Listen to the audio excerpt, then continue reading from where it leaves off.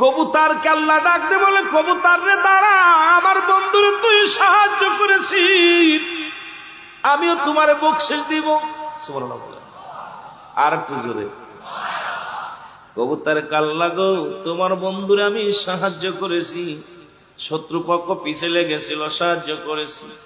আল্লাহ বলে, কবুতর রে, কিয়ামত পর্যন্ত তোর বাসা বানানোর চিন্তা থাকবে না। আজকে কত কষ্ট করে খড় কোটাটা নিয়ে বাসা বানাইলি, কিয়ামত পর্যন্ত তোর বাসা বানাইবো আমার মাত্র এই দুনিয়ার মধ্যে শ্রেষ্ঠ মাখলুকাত। এই জন্য কবুতরের বাসা মানুষে বানায়, কেউ বানায় টিন দে, কেউ বানায় কাঠ দে, যদিও কিছু না পারে একটা ঝাঁকা বেঁধে দেয়। আর কবুতর পরের বাসায় বাস করে, নিজে বাসা বানায় না। বাবারে গভীর মনোযোগ, কারণ এত মর্যাদা আমার আল্লাহ দিছে শুধু হাবিবের পক্ষে থাকার কারণে। জোরে বলেন ঠিক কিনা?